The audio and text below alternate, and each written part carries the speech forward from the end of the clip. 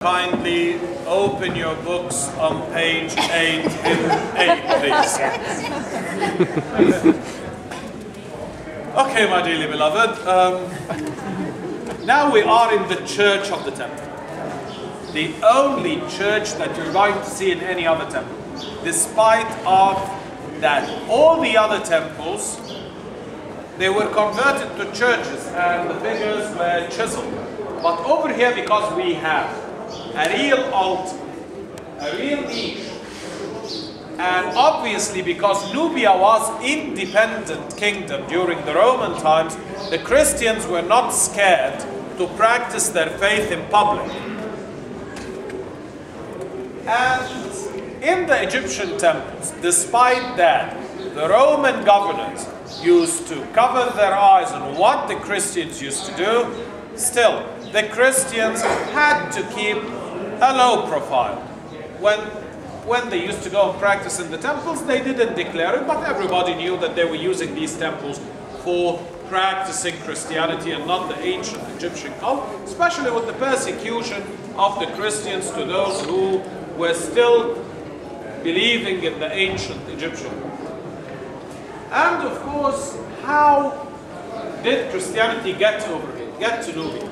At the early beginning of Christianity, as the Egyptian Christians were badly persecuted by the Romans, and by lots of Egyptians as well, who were still believing in the ancient Egyptian cult, lots of them had started escaping to Nubia.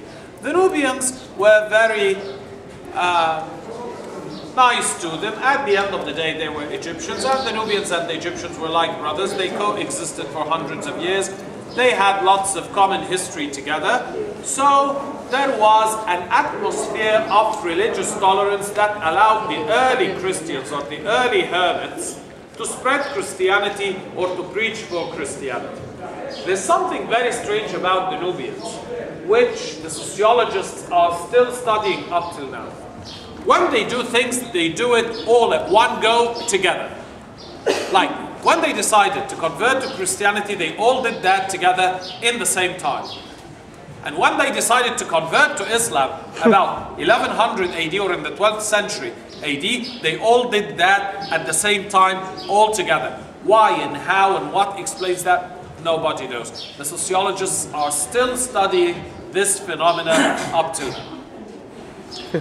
Is that whole right there, is that to keep the tithing bowl? No. No. Okay, in Catholicism we have a tabernacle that would fit in there, and it holds the host that we believe is body of Christ. Yes. Where you have the one that you keep the communion, take the communion from. It's kept over here, and this is the altar.